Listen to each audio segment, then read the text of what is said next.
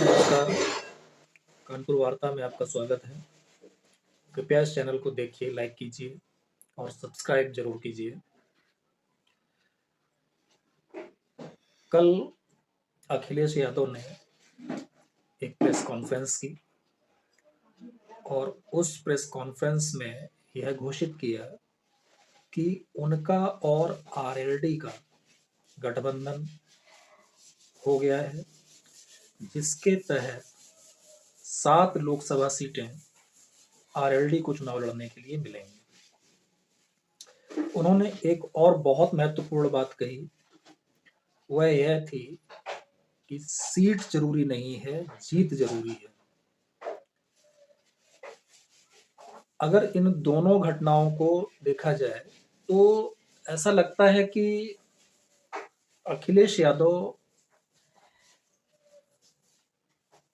Congress party को सीधी सीधी चेतावनी देना चाह रहे हैं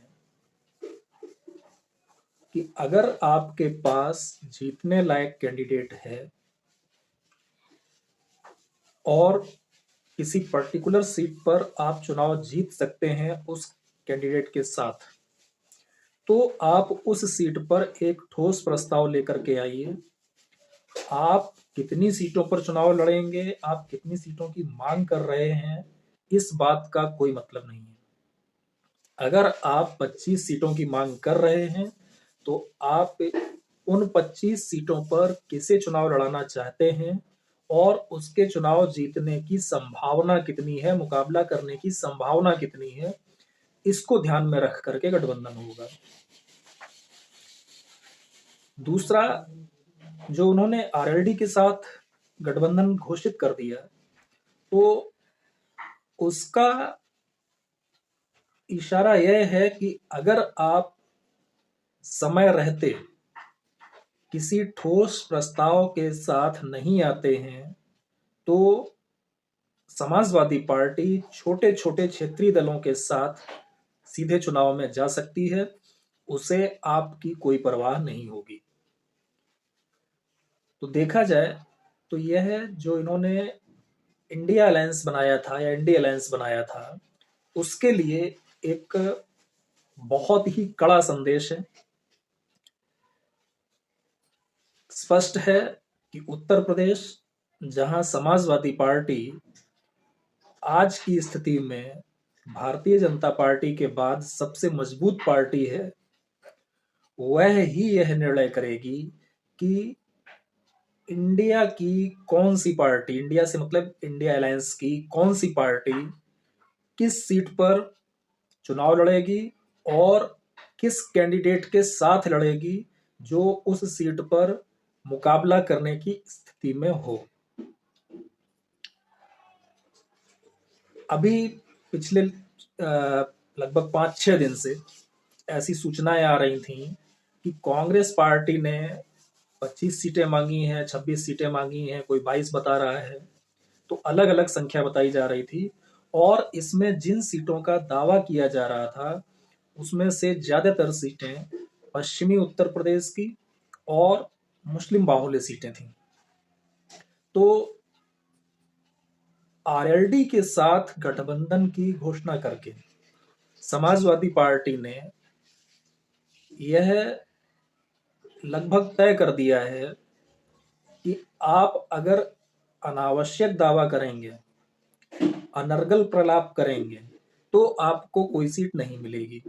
अब इसका, क्योंकि जो अखिलेश यादव ने प्रेस कॉन्फ्रेंस की, उस प्रेस कॉन्फ्रेंस में उन्होंने केवल सीटों की संख्या बताई है, सीटों का नाम नहीं बताया है कि कौन कौन सी सीटें आरएलडी को चुनाव लड़ने के लिए मिलेंगी।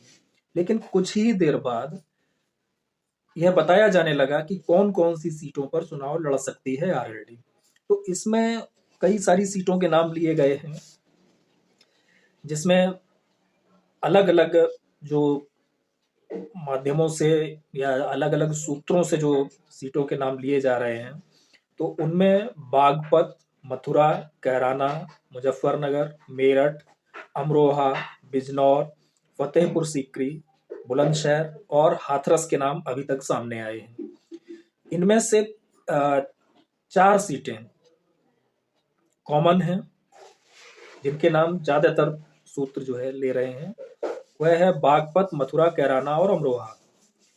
अमरोहा सीट जिस पर कांग्रेस पार्टी का दावा बहुत मजबूत था, क्योंकि दानिश अली जो बीएसपी के सांसद हैं, वह अमरोहा से चुनाव लड़ना चाह रहे थे और शायद अमरोहा से ही वो वर्तमान में सांसद हैं भी। तो अमरोहा को लेकर के कांग्रेस पार्टी का एक रिजर्वेशन था।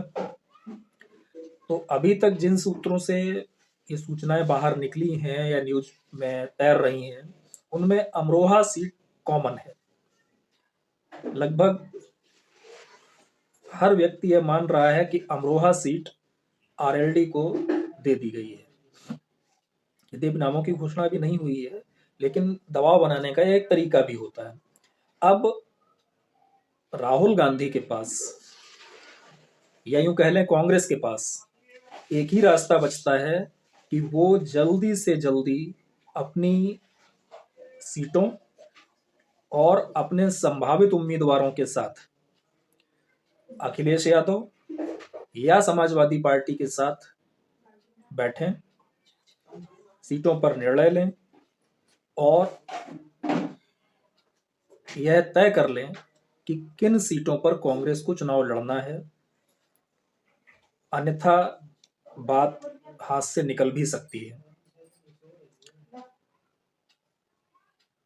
मथुरा सीट पर भी बताया जा रहा है कि इस बार कांग्रेस पार्टी अपना दावा कर रही है। ये नहीं पता कि कौन सा कैंडिडेट वहां पर दावा करेगा, लेकिन कांग्रेस पार्टी चाह रही है। इधर जो अन्य बहुत सारी सीटें हैं, तो उनमें अगर पूरब से शुरू किया जाए तो महत्वपूर्ण सीटों में आपका बनारस पर कांग्रेस दावा कर रही है, और बनारस मेरे ख्याल से समाजवादी पार्टी को छोड़ने में कोई दिक्कत भी नहीं होगी, क्योंकि बनारस में उनकी स्थिति कोई बहुत मजबूत है नहीं। बनारस के अलावा जब आप इधर आ जाते हैं तो रायबरेली और अमेठी, जो कि कांग्रेस की परंपरागत सीटें रही हैं, तो वहाँ पर कांग्रेस का दावा है। और उन सीटों पर मुझे लगता है कि समाजवादी पार्टी तो छोड़िए, शायद बीएसपी भी कोई विशेष गतिरोध उत्पन्न न करे। हो सकता है बीएसपी अपने कैंडिडेट भी ना उतारे। इसके बाद लखनऊ, कानपुर, झांसी, ये कुछ सीटें हैं जहां पर कांग्रेस का दावा है। बरेली में सुन रहे हैं कांग्रेस का दावा है, हालांकि बरेली सीट सपा छोड़ेगी, इसकी संभावना काफी कम है। तो ये जो इन सीटों का जिनका अभी मैंने नाम लिया, इनमें से अमेठी और रायबरेली को अगर छोड़ दिया जाए तो कोई सीट ऐसी नहीं है जहां पर कांग्रेस पार्टी ये दावा कर सके कि हम इस पर्टिकुलर कैंडिडेट के साथ जाकर या तो बहुत कड़ी टक्कर देंगे या सीट जीत ही लेंगे। बनारस कोई संभावना है नहीं। लखनऊ, कांग्रेस की स्थिति इस तरह की है नहीं कि वो सीधे सीधे बीजेपी को टक्कर दे दे। कानपुर की भी स्थिति कमोवेश वही है। झांसी, वो 2009 में एक बार तुक्का लग गया था कांग्रेस का, बाकी झांसी भी कांग्रेस के लिए कोई मजबूत जगह नहीं है।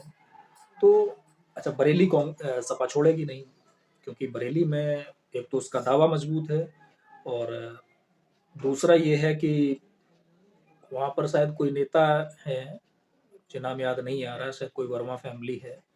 तो अब वो बरेली का मसला है, लखीमपुर का है, एग्जैक्ट मुझे याद नहीं आ रहा। जहाँ तक बरेली का है, तो बरेली में समाजवादी पार्टी से कोई नेता कांग्रेस ज्वाइन कर गया था, और कांग्रेस उसी को चुनाव लड़ाने के मूड में है। और अखिलेश का इस बात पर विशेष रिजर्वेशन है कि जो नेता समाजवादी पार्टी छोड़ करके कांग्रेस में गया है, उसके लिए समाजवादी पार्टी कोई ऐसी सीट नहीं छोड़ेगी जहां पर वह मजबूत स्थिति में हो। एक सीट मुरादाबाद है, तो मुरादाबाद से भी कांग्रेस दावा कर रही है, जबकि मुरादाबाद से जो सिटिंग एमपी हैं वो समाजवादी पार्टी के हैं। तो मुझे नहीं लगता कि मुरादाबाद भी मिलेगी। संभल का तो दावा भी शायद कांग्रेस नहीं कर रही, तो संभल तो मिलनी ही नहीं है। तो ऐसी जिन जिन सीटों पर कांग्रेस दावा कर रही है उनमें से ज्यादातर सीटें ऐसी हैं जहां पर कांग्रेस के लिए समाजवादी पार्टी जो शहरी सीटें हैं लगभग लगभग सभी छोड़ देगी, जो अत्यधिक मुस्लिम बाहुल हैं उनको छोड़ करके। बाकी जब ग्रामीण सीटें होंगी वहां पर तो मेरे ख्याल से अच्छी खासी रस्साकसी होगी। लेकिन ये सब बातें एक तरफ हैं, मेन बात यह है कि जिस तरह से समाजवादी पार्टी ने केवल आरएलडी के साथ बैठक करके या यूं कह लें कि जयंत चौधरी के साथ बैठक करके एक प्रेस कॉन्फ्रेंस कर दी और प्रेस कॉन्फ्रेंस में घोषित कर दिया कि हमारा और आरएलडी का गठबंधन हो गया है और 7 सीटों पर आरएलडी चुनाव लड़ेगी। तो और उसमें से भी 2-3 सीटें ऐसी हैं जिन पर कांग्रेस का दावा बहुत ज्यादा मजबूत था, या यूं कह लें कि कांग्रेस बहुत ज्यादा मांग कर रही थी उनकी। उन सीटों का नाम सूत्रों द्वारा चलाकर अखिलेश यादव ने कांग्रेस की, या यूं कहें कि राहुल गांधी की, बहुत कस के बाह मरोड़ी है। अब केवल आह ही निकलनी बाकी है। देखते हैं आह कैसे निकलती है, कितनी तेज निकलती है और कब निकलती है। आज की वार्ता के लिए बहुत बहुत धन्यवाद। नमस्कार।